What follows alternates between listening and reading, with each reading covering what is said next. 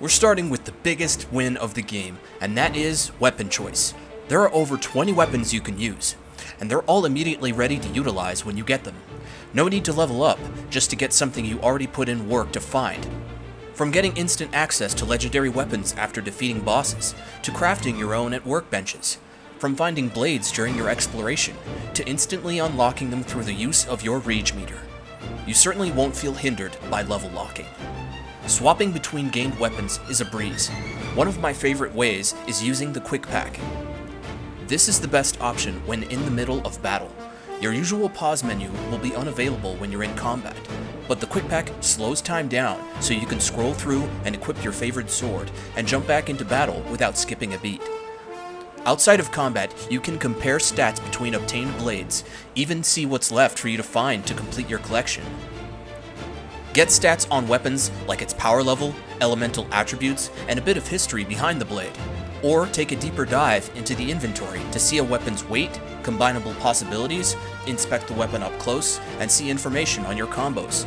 There's no shortage of how you want to equip your weapon. Quick and easy during fights, or allowing you to take a deep dive into each weapon. Hey, really quick, if you're liking the content, please drop a like and please share the video. That leads us to combat itself, the next biggest win. Enemies will pursue you across a number of obstacles once they see you. If you think you're safe on a different ledge from an enemy, think again. Some enemies have evolved to combat your special abilities by gaining some of their own.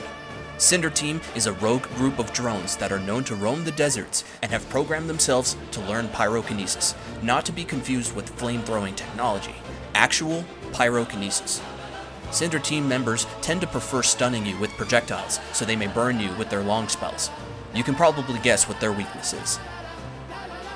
Next up, we have Cold Crew, whose members tend to stay in urban environments where it's rainy. Channeling their inherent weakness to water, they expanded their code to not only become immune to the element, but to also control it through hydrokinesis. Cold Crew units tend to trap you frozen in ice until they can close the distance for a personal attack. Lastly, we have Shock Squad. Shock Squad members are most often seen on rooftops and other skyscraping structures. Their expanded code has allowed them to overload their internal power and convert the energy into manipulatable electricity, otherwise known as electrokinesis.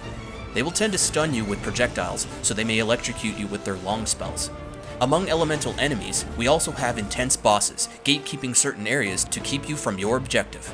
Use all your skills and enemy weaknesses you learned from your database to bring them down.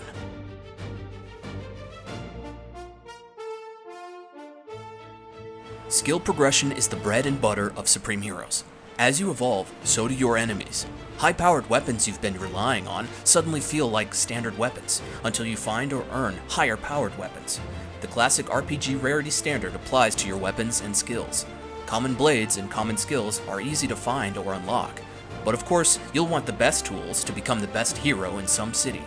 You have the potential to be unstoppable, as you combine your weapons and skills into one battle strategy, or several depending on confrontations. Based on the fantasy novel published in 2009, Supreme Heroes follows the story of a teen who discovers he is a chosen one. With that awakening comes incredible power and conflict. You inevitably and unwittingly make enemies throughout your journey, as well as unexpected allies along the way. Your mission? To protect humanity from a rising evil that is threatening to invade the Earth with a dark army in the near future. Your job is to reduce crime and stop potential invasion points to ensure our continued existence. Fail, and our last chance against the Dark Invasion Force will have failed. Hey, really quick, before we continue, be sure to check out the demo. Links in the description. For a lot of us indies, it's harder to grow our audience, so let's share each other's content. Supreme Heroes is definitely the most ambitious project I've had the opportunity to work on to date, and getting feedback and getting to interact with potential fans has been awesome. I'm still growing and learning, but I hope you'll stick around to see what Supreme Heroes turns into. If you like the content, please like and subscribe, and we'll see you next time.